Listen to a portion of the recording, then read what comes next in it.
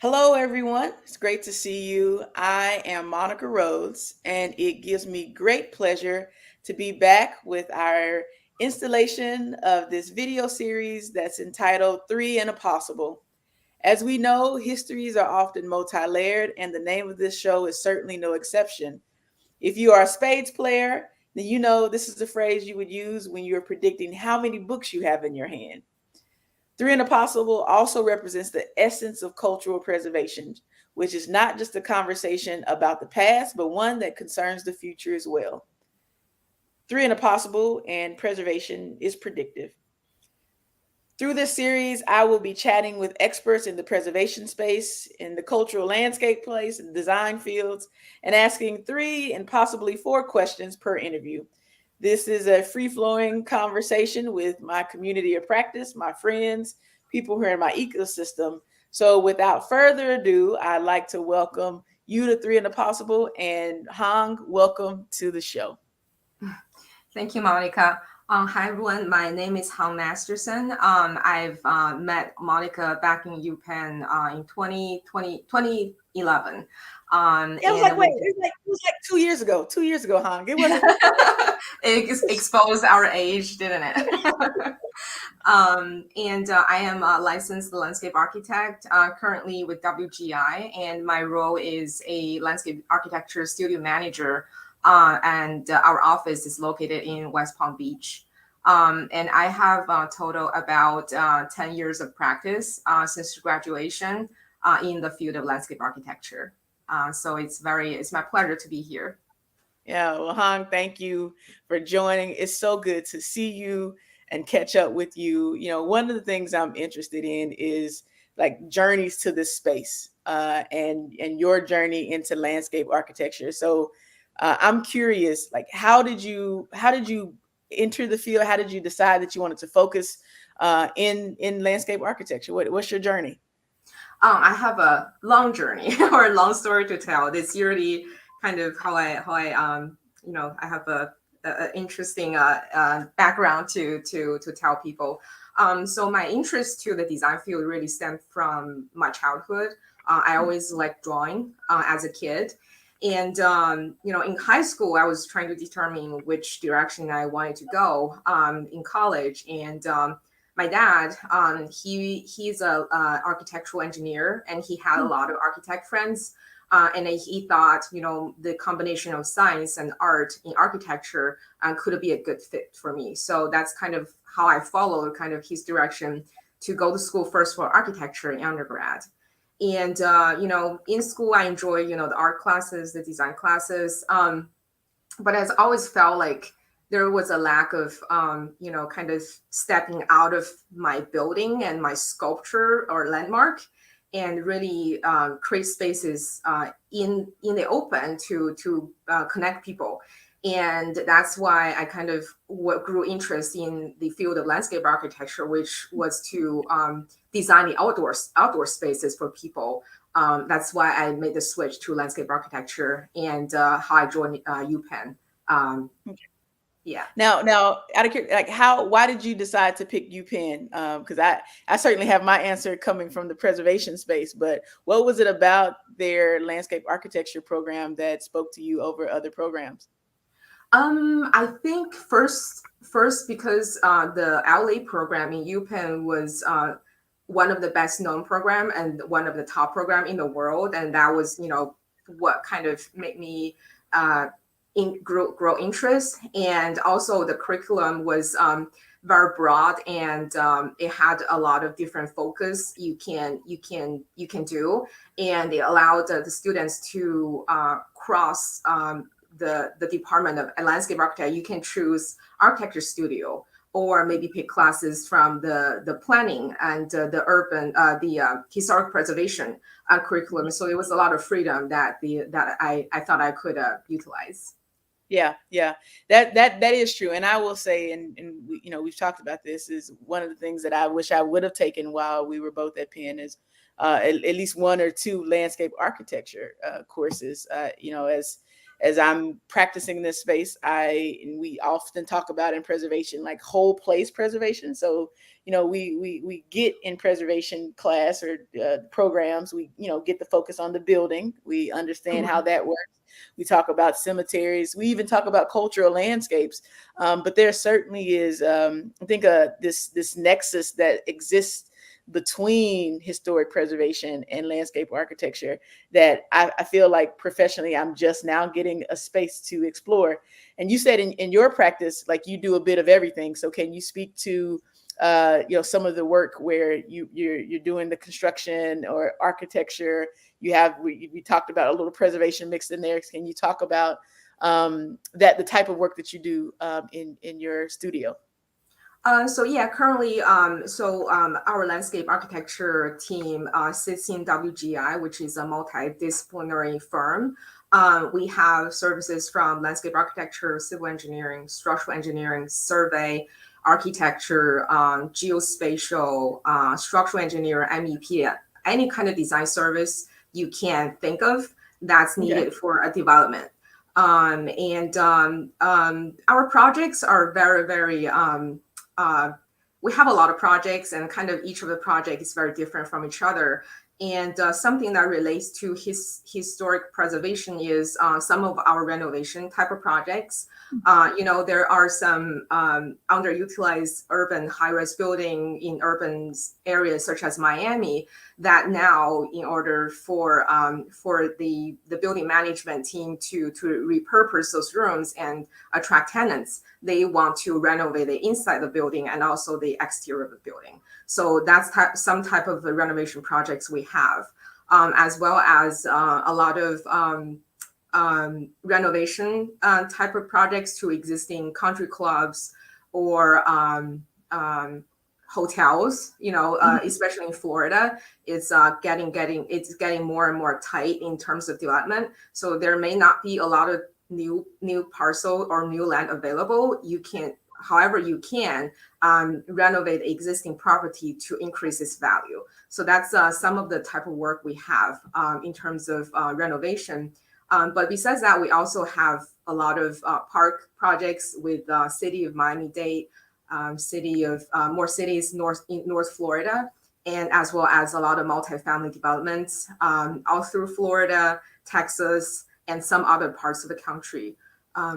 Yeah, we have I would say that we have a vast variety of projects in the landscape architecture realm. Probably anything you can think of. Kind of, it's an advantage that coming from being in a multidisciplinary firm is we get all different kinds of projects. Yeah. And that, I think that's the interesting part, because when we were talking, you shared that so you're a studio director in Florida, and there's no typical day to day. So can you talk about leading a studio? Like what's a typical day in the life for a studio director?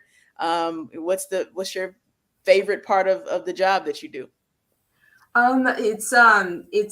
It's definitely a very comprehensive role for sure. Because I do come from a design lead type of role a couple years ago. So I used to be only at my drawing table for the most part of the day, and just figuring out design and making sure the design is up to the client's expectation. But now, as a studio manager, I have a team, and our team is growing really fast.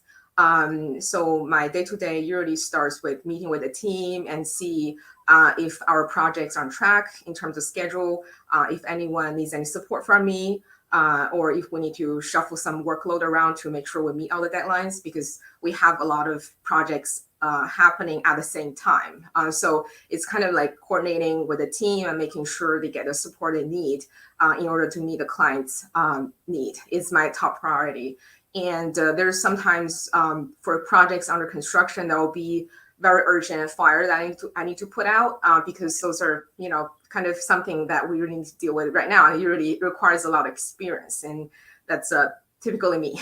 So, but if I get lucky, you can see in the back of my wall, there's a lot of images on the wall. That's usually part of the schematic and conceptual design phase for a new project kickoff.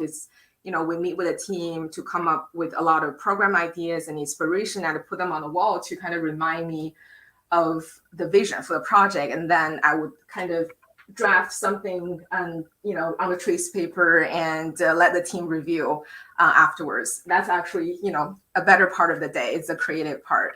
But I do understand that being in this team leadership role, that supporting the team is very important. So I need to prioritize that over the creative part. Yeah. Do you ever miss being able to be at that drafting table all day, like you were able to do it in the earlier parts of your career? Yeah, I do miss that, especially if there's a lot of headaches with the projects and client management. But I kind of always remind me that's this is what I wanted. So I need to now make sense of this and use my creative experience to bring the whole team up to, it's not only me being creative, it's the team need to be creative and create great projects together. Hung, that's a good point though. As we move up in our careers, we kind of Mhm. get away from the things that excited us in the beginning, like the things that we got to do. Like for me, like I enjoy being out in the field and getting my hands dirty and doing the things. And but you raise a good point. Is like it's going from the like I enjoy this to Mhm. the to supporting the team and Right. and scaling the impact that you can make if you bring your good thinking and you have a good group of people who are committed and on the same page to lifting each other. So that's a great point, great perspective Right. there. Yeah, but I So, do know that I have a lot to learn, and yeah, to do a good job of building a strong team and letting everyone on the team grow in their career, just like how yeah, I did. yeah. Yeah. That's great. So here's the other thing I wanted to ask, while we're on the studio director question. What are some things that were like unanticipated? So you read the project or the position description. Hmm. What are some things that were the new that you didn't know that you were kind of stepping into that are certainly like areas where you are looking forward to growing in? I think there's a couple things that I definitely didn't anticipate. A couple of them that came to mind is, contract Mm, writing, contract negotiation, and client management, especially if mm, it is a demanding client.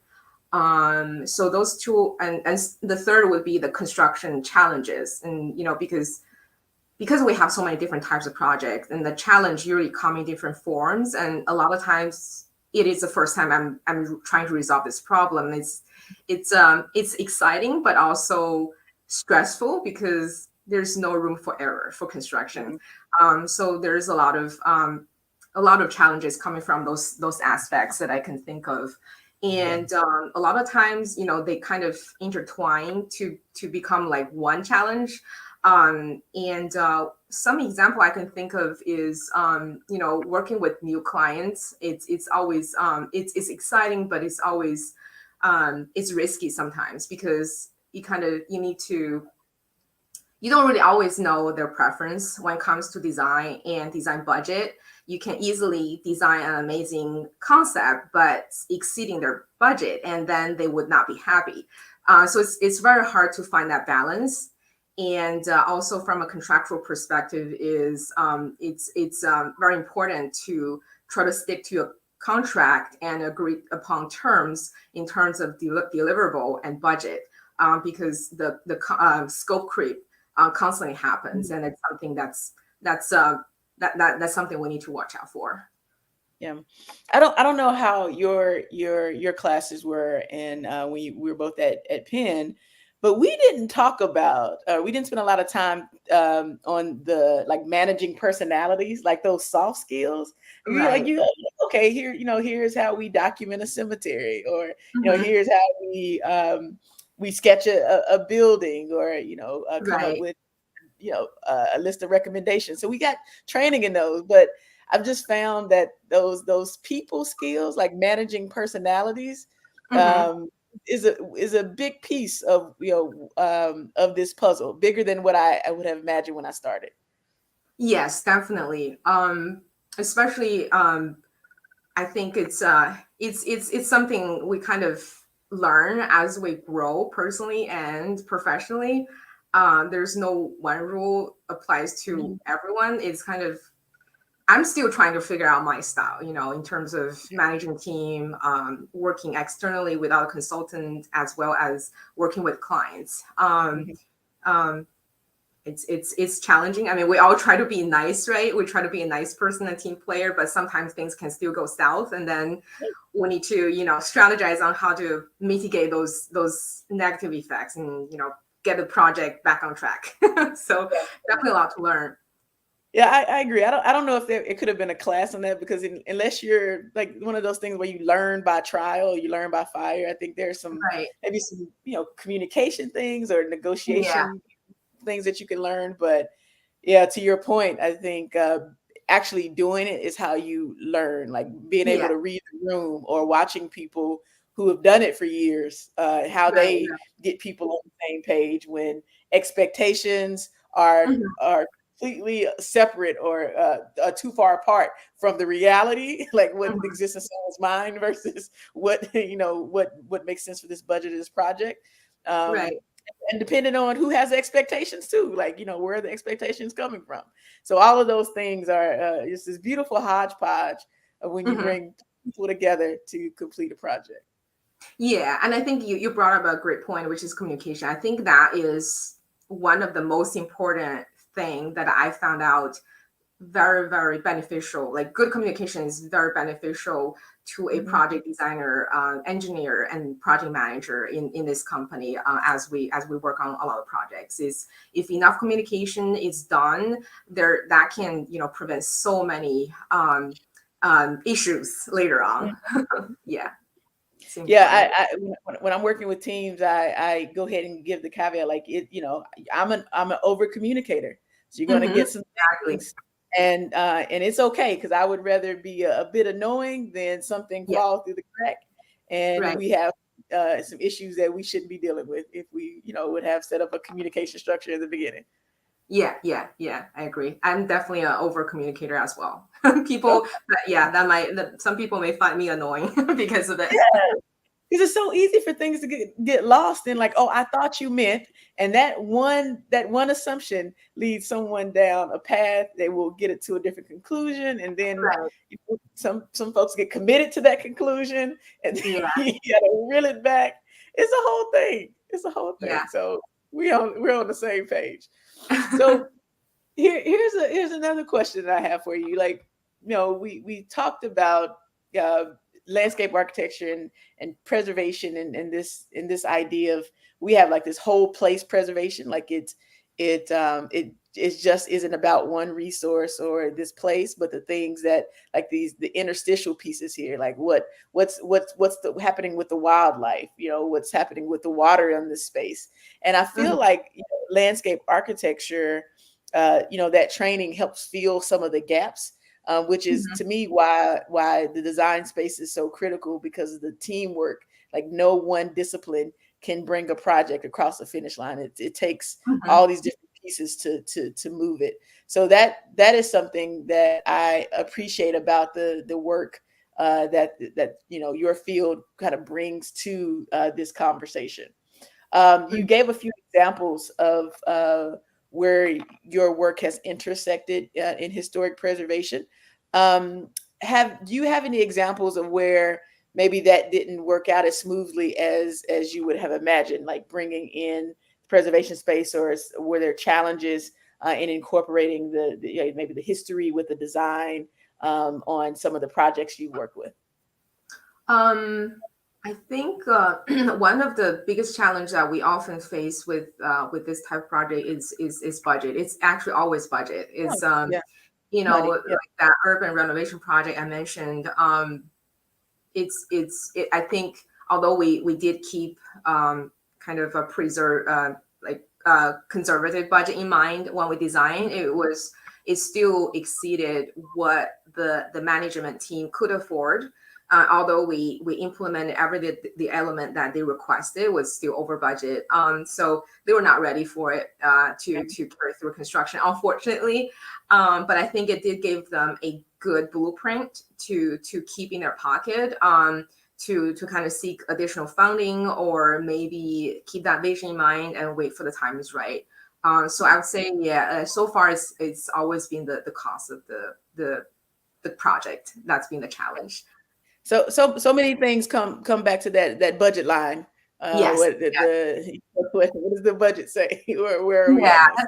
It's actually, I've Go been ahead. reading a lot of books about the like a better design process, and we're trying to implement a cost estimate in very early on from conceptual design, so that can give the client a guideline of how much is this design actually costs to help him Mhm. make the decision. Because a lot of Yeah. times they don't have that defined of a budget upfront, but if you can present some numbers to them, they can quickly make some judgments, and Hmm. that helps the design process as overall.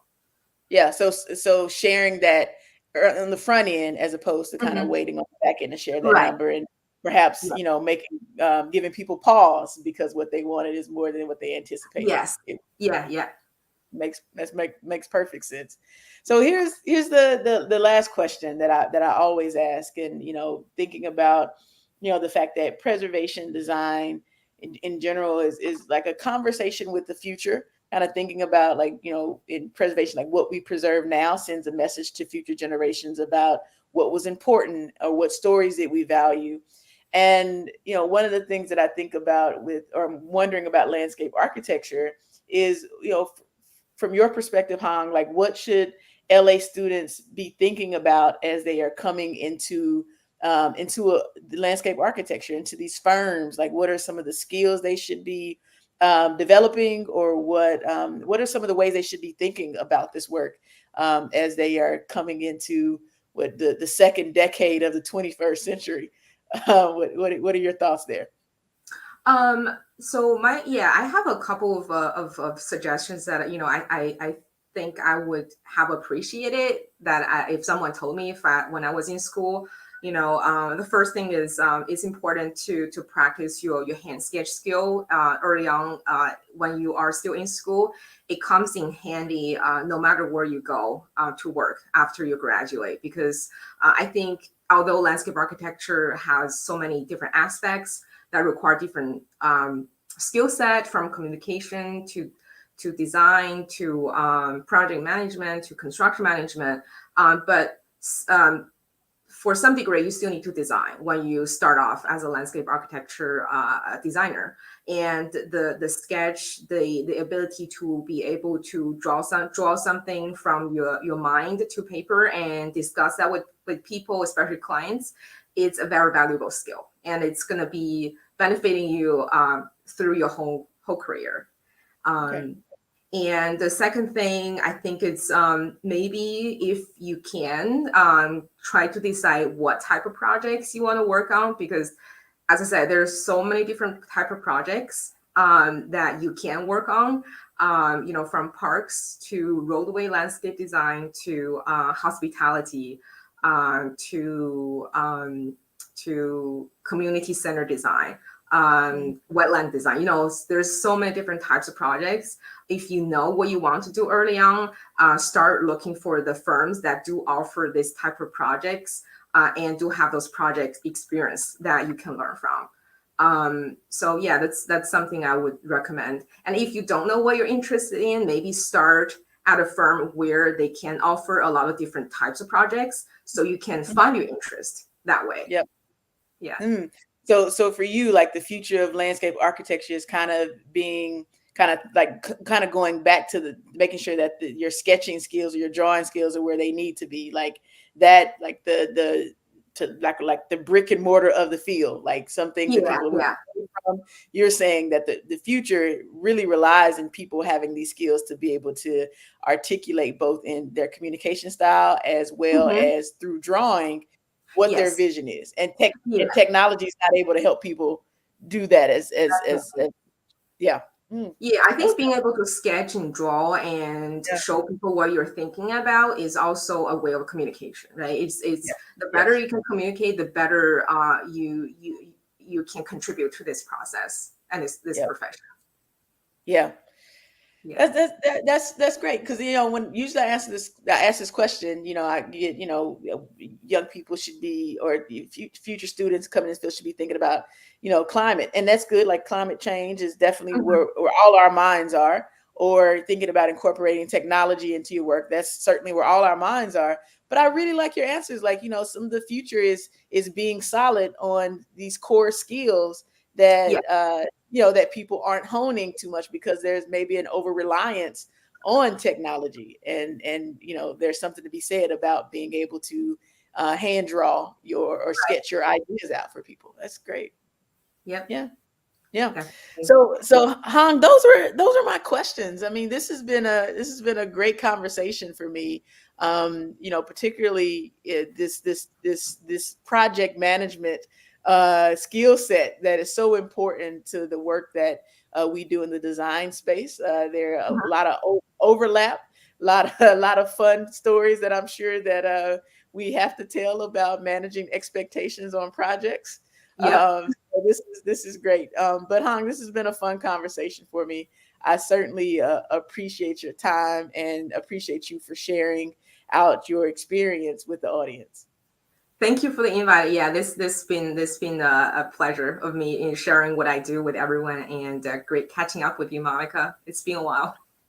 Okay, and for those that are tuned in, thank you for watching, and we will look forward to seeing you next Tuesday at 11 a.m. Eastern. Bye, y'all. Bye.